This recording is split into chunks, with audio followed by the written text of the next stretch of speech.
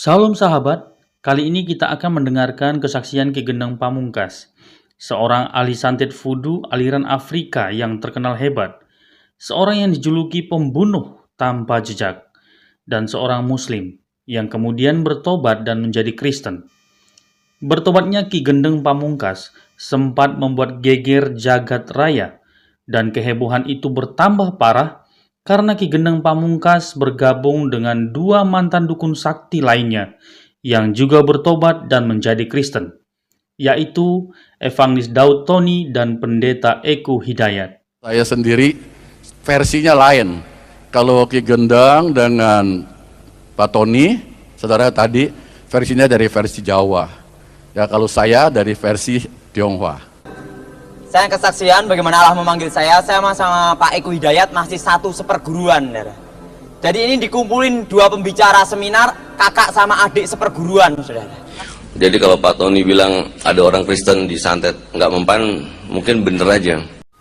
Yang ingin admin ketengahkan di sini bukan kesaksiannya tentang perjumpaannya dengan Yesus dan pertobatannya, akan tetapi pergumulannya, tekanan yang dihadapinya karena masuk Kristen, dan kerugian yang dialaminya karena menjadi Kristen.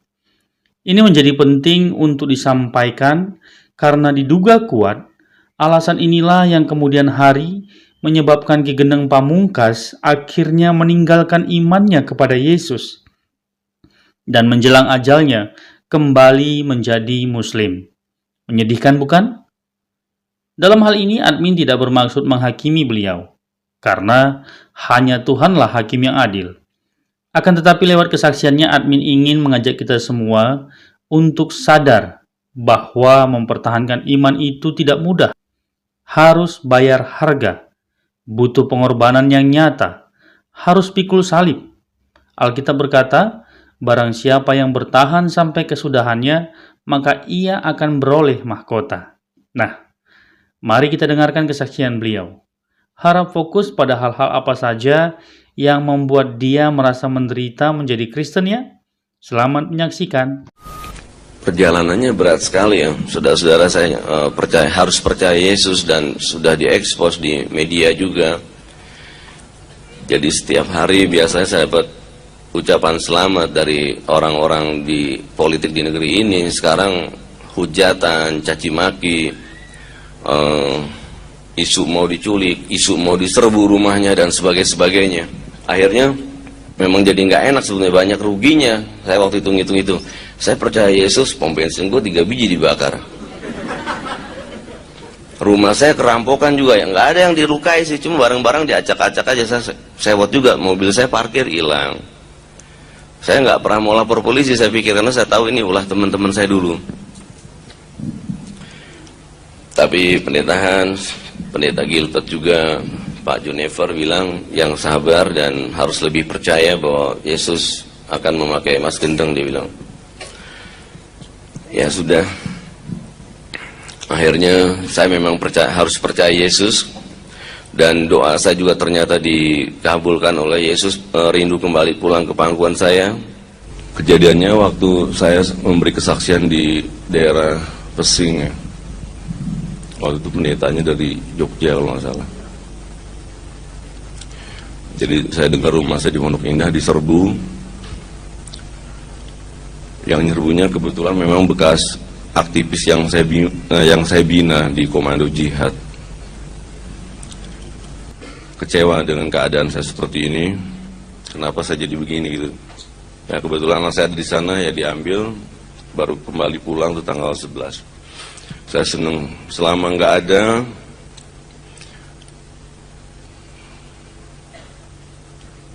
banyak kecewa, banyak marah saya, karena Pendeta Hans, kawan Pendeta Hans juga, Pak Junever yang pengacara juga bilang nggak usah dibalas Mas Gendeng, nggak usah dibalas. Saya sabar terus, tapi anak saya perempuan masalahnya ini, kasihan saya. Kebetulan ketika istri saya hamil Rindu, sangat mengalami hal-hal yang gak enak sekali selama dia kehamilan Rindu ini. Terutama ilmu-ilmu fudu saya ya. Tapi sekarang udah pulang. rindu ada di Singapura sama ibunya. Hanya setiap hari saya bilang, katanya Yesus akan beri saya jalan, akan beri saya petunjuk. Tapi tiap hari belum pernah ada petunjuk kalau rindu akan pulang. Tapi ketika di Solo dan di Jogja, ketika ada tekanan yang nggak enak ke saya, baik fisik maupun yang nggak kelihatan, mulai saya menangis sejadi-jadinya di depan banyak orang. Saya minta satu hal, saya ketawa, sebetulnya saya punya beban. Saya bilang, anak saya diculik belum pulang, saya minta semua berdoa untuk anak saya supaya cepat pulang, saya bilang gitu. Tapi kejadian yang sangat ajaib sekali yang belum pernah saya alami terjadi 3 hari kemudian. Anak saya kembali jam 7.15 ke rumah saya di Bogor. Lantas saya bilang, Yesus, saya terima kasih karena selama saya menunggu rindu, saya sempat memaki-maki nama Yesus. Yesus bohong, anak saya kok belum pulang, bangun tidur saya lihat belum pulang. Jadi saya minta maaf waktu itu. Itu sepintas rindu sudah pulang. Tapi kenapa saya menerima Yesus?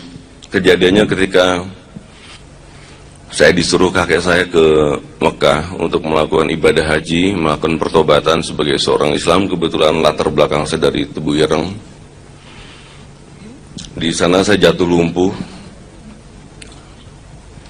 Ibu saya, anak saya bilang rindu sama adik saya. Kamu banyak dosa ini. Kamu harus betul-betul bertobat karena ini kamu lumpuh sekarang. Kamu harus minta maaf. Memang kelihatan semua yang pernah saya bunuh. Karena kebetulan memang cita-cita saya dari kecil ingin jadi pembunuh yang baik yang gak ketahuan. Jadi kalau Pak Tony bilang ada orang Kristen disantet nggak mempan, mungkin bener aja. Jadi kalau kebetulan saya dapat order nyantet orang Kristen, saya terpaksa nembak orangnya gitu, saya datangin malam-malam karena baru mempan gitu.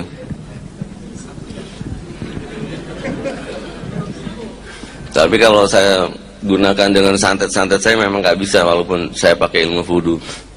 Karena masalahnya saya udah dibayar ya, saya harus bunuh ya saya bunuh aja gitu. Tapi waktu itu saya aman-aman aja karena kebetulan saya dekat sekali dengan keluarga Cendana, dengan beberapa petinggi TNI maupun Polri untuk kepentingan dia, sehingga saya aman-aman aja kalau saya melakukan ulah yang nggak benar gitu. Sehingga ulah yang memalukan pernah terjadi ketika kerusuhan Mei tahun 98. Aksi saya sangat enak sekali, lagi puncak-puncaknya saya seneng itu. Tapi saya bersyukur saya nggak ditangkap, cuma diperiksa aja. Tapi Mas Prabowo-nya dipecat, kasihan juga. Mungkin dia nggak percaya Yesus kali.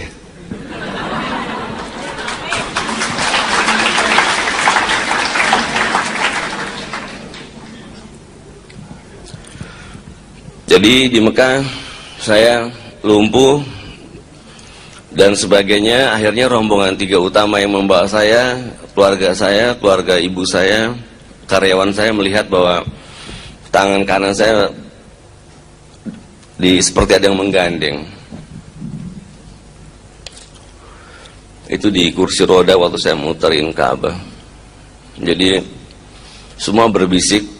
Ibu saya terutama membisikkan kepada saya dengan bilang istighfar. San, kamu jangan pakai ilmu-ilmu kamu lagi. Loh, aku ini lagi baca-baca doa yang kakek kasih, aku bilang itu. Ibu kalau nggak salah lihat nih ada Yesus yang gandeng kamu.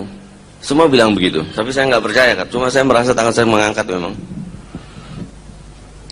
Saya protes karena saya nggak ngelihat. Ketika saya mencoba sholat subuh lagi, saya baru bisa melihat kepala saya sedang memegang dan saya baru melihat. Saya tahu Yesus karena saya pernah main ke rumah teman saya yang orang Kristen, ada gambarnya gitu.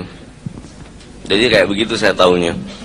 Hanya saya takjub saja karena begitu bening, begitu agung, sorot matanya melihat saya. Dan saya juga tidak sadar kalau saya sedang berdiri dari kursi roda saya. Saya nggak tahu, jadi saya berdiri.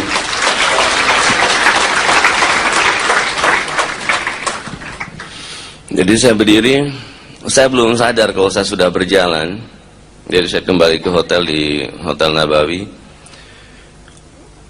Akhirnya saya gedor-gedor pintu hotel,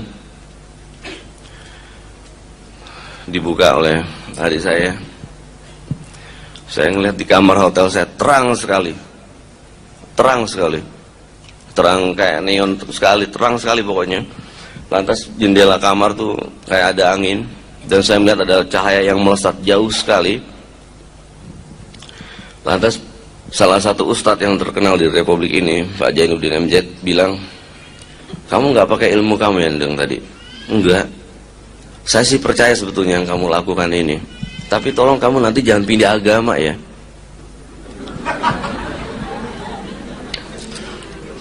Saya bilang, saya nggak akan pindah agama, tapi saya percaya Yesus, seperti saya bilang pendetahan waktu itu.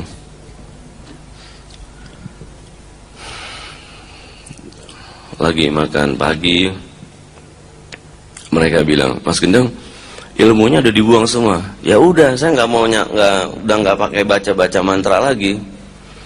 Saya udah nggak ngomong-ngomong dengan ilmu hitam saya lagi. Karena kebetulan saya sebagai penyantet, saya nggak pernah menggunakan ilmu-ilmu di Indonesia. Karena waktu ayah saya kena santet oleh kawan kerjanya, dan saya balikin santetnya dan mati, saya ketakutan, nggak keruan, tapi akhirnya saya belajar santet. Itu saya nyaris keliling Indonesia di 16 provinsi dengan 58 guru. Itu saya nyaris diajarin bagaimana menjadi penipu yang baik sebagai paranormal. Jadi ya saya jalanilah. Yang penting dia percaya kena santet, dia percaya sudah diobati santetnya hilang oleh saya dibayar. Tapi sebetulnya saya ngebohongin. Sehingga kakek saya marah, saya disuruh berangkat ke Afrika untuk belajar voodoo, dan saya baru merasa benar-benar sebagai seorang pembunuh bayaran melalui ilmu santet itu waktu saya belajar voodoo dan kembali dari Afrika. Dan uangnya pun habis ngerampok di Blok A waktu di toko emas Delima. Dan ketidakpercayaan saya melihat Yesus ketika saya di Mekah lumpuh pun saya baru menyadari bahwa begitu ajaibnya. Sampai-sampai saya ngomong sama teman-teman di Mekah, apa mungkin Yesus saya sulap pindah ke Mekah gitu. Jadi mereka bisa aja, soalnya kan itu setan katanya. Itu Nasrani, Yahudi, macam-macam, dimaki-maki habis-habisan. Tapi saya berpikir jernih saat itu, nggak mungkin Yesus bisa saya sulap ada di Mekah di depan Ka'bah, ketika saya lumpuh megang kepala saya jalan. Nggak mungkin. Akhirnya saya pertama ketemu pendeta Gilbert, dan mulai saya tahu bahwa Yesus begini dari pendeta Hans juga. Akhirnya saya setiap hari harus menyebut nama Yesus sebagai juru selamat saya, sebagai guru saya.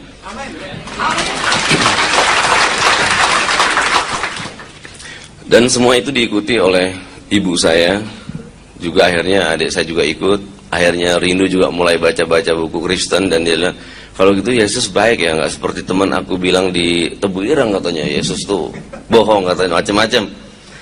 Saya bilang, ayah selalu manggil nama Yesus supaya Rindu cepat pulang dan nggak ada apa-apa. Dan memang terus Rindu pulang ke rumah, saya senang sekali. Cuma 2 minggu ini juga saya lagi sedih, karena ada kelompok yang sangat kuat di Republik ini sedang mengundang saya untuk melakukan praktek voodoo lagi untuk kekuatan elit politiknya. Karena itu saya sedang tidak di Bogor, tapi di salah satu tempat di Jakarta yang saya pikir cukup aman. Saya juga minta doanya supaya saya jangan ke sana lagi, karena saya memang tidak mau ke sana. Jadi anak-anak saya juga terpaksa harus dikawal lagi kayak anaknya menteri, padahal saya pikir nggak perlu. Cuma saya karena trauma kejadian kemarin sangat tidak enak sekali, karena kebetulan juga saya dulu suka nyulik-nyulik orang. Jadi ya saya terima sebagai hukuman. Mudah-mudahan nggak terjadi lagi. Saya cuma memohon sangat berat sekali dalam 2 minggu ini ya. Nggak setiap hari, Mas Gendeng udah gabung lagi, pakai ini, orang ini singkirkan. Karena waktu ikut sama keluarganya Pak Harto, Mas Gendeng ini orang nggak beres, bikin sakit, bikin lumpuh, enak dapat duit ya. Lagi aman saya kan, kalau pas orang Kristen yang mau santet, pejabatnya terpaksa saya tembak, saya racun. Karena kebetulan pernah juga salah satu pejabat petinggi Kristen, jadi terpaksa saya harus racun. Saya datang ke kantornya dengan dalih macam-macam, sudah diatur sedemikian rupa, ya mati-mati juga. Saya senang, yang penting saya dibayar pada saat itu. Tapi sekarang tidak saya lakukan, saudara-saudara, karena saya begitu percaya dan begitu sangat yakinnya Yesus sebagai juru selamat saya.